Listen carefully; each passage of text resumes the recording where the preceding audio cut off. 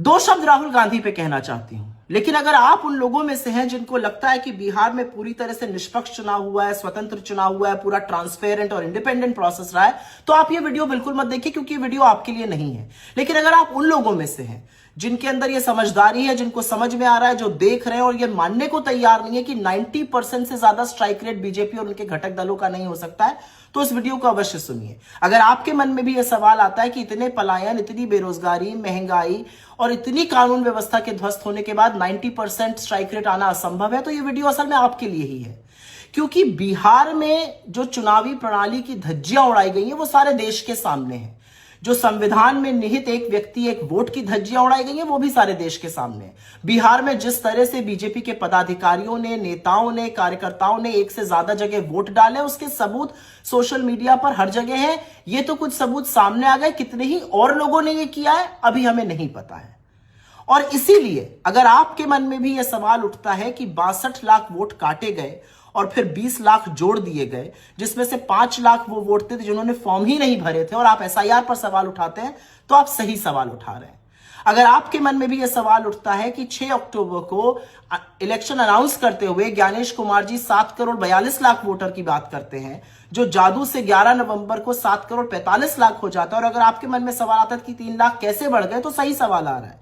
अगर आपके मन में सवाल आता है कि जेडीयू और बीजेपी की सरकार ने चुनाव के दौरान 10,000 रुपए खाते में डाले और चुनाव आयोग मूक दर्शक बना रहा और ये वोट के लिए कैश या जिसको रिश्वत कहते हैं दी जाती रही, तो बिल्कुल सही सवाल आपके मन में आ रहा है। अगर आपके मन में यह सवाल आता है कि कैसे चुनाव के बीचों बीच हरियाणा के करनाल से एक ट्रेन उन लोगों से भर के आती है जो बीजेपी का पटका पहने हुए हैं, वो बिहार में आकर वोट डालते हैं, तो आपके मन में बिल्कुल सही सवाल आ रहे हैं। और इन सब चीजों का इल्म, इन सब चीजों का पता, इन सब चीजों की अवेयरनेस हमें कहां से आ रही है? क्योंकि राहुल गांधी ने आरोप नहीं सबूतों के साथ वोट चोरी का कच्चा चिट्ठा इस देश के सामने खोलकर रख दिया है। राहुल गांधी ने सबूतों के साथ नरेंद्र मोदी और चुनाव आयोग की मिलीभगत को उजागर किया है। राहुल गांधी की बदौलत आज इस देश को फर्जी वोटर, फेक पते, कैसे एक एक घर पे 500-500, 800 लोग रजिस्टर हो जाते हैं, कैसे नकली फोटो इस्तेमाल होती है जिसमें ब्राजील की मॉडल तक शामिल है, ये लोगों के पास और खबर सामने आई है।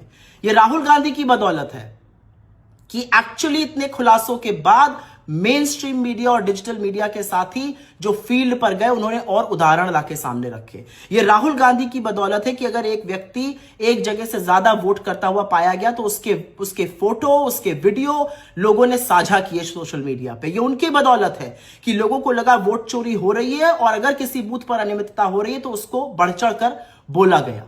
तो राहुल गांधी पर एकदम से आक्रामक कौन है, हमलावर कौन है? राहुल गांधी को इस हार का दोषी कौन ठहरा रहा है? महागठबंधन के खराब प्रदर्शन का ठीकरा कौन उनके सिर पर फोड़ रहा है? हो सकता है अनभिज्ञता में आप कर रहे हो, लेकिन असल में यह बहुत सोची समझी सुनियोजित साजिश है बीजेपी की, आरएसएस की और उनके पालतू मीडिया की। और यह साजिश इसलिए रची गई है जिससे राहुल गांधी जी का वोट चोरी का जो खुलासा है वो फीका पड़ जाए, जिससे कि इस देश की नरेंद्र मोदी के खिलाफ जो सबसे सशक्त आवाज है, जो किसी कीमत पर समझौता नहीं करती है, वो आवाज दब जाए। महागठबंधन की हार का दोषी राहुल गांधी को ठहराना अकेले कहीं ना कहीं एक मकसद है इसका, और वो मकसद है राहुल गांधी की आवाज को दबाना, उनको डिस्क्रेडिट करना, विपक्ष के कैंप में संशय पैदा करना, विपक्ष के कैंप में अविश्वास पैदा करना। लेकिन ऐसा होएगा नहीं, और ऐसा इसलिए नहीं होगा क्योंकि बीजेपी ने वोट चोरी को इंस्टीट्यूशनलाइज कर दिया है। और आज बीजेपी की इस वोट चोरी का जो बिहार में जीता जागता उदाहरण है वो सबके सामने है। किस तरह से खुला खेल फर्रुखाबादी हुआ है वो सब लोग समझ रहे हैं। एक बात याद रखिएगा, ये 2014 नहीं है, ये षड्यंत्र चलेगा नहीं। राहुल गांधी ने इस देश के सामने सबूतों के साथ सच रखा है, और वो सच है नरेंद्र मोदी और चुनाव आयोग की मिलीभगत से होती वोट चोरी का। और एक बात और याद रखिएगा, बीजेपी जो मन आए कर ले, जितना मन आए झूठ परोस ले, भांडा जरूर फूटेगा, क्योंकि सच और सूरज की एक ताकत होती है, वो निकलते जरूर है। और फिर सच का एक ही सिपाही चाहे अकेले क्यों ना खड़ा हो। To Rahul Gandhi's credit, the country knows about vote chori today. The country knows how the system is being manipulated. The country knows what has happened in Bihar. And which is why to hold him responsible is what the BJP is doing. Don't fall in their false narrative.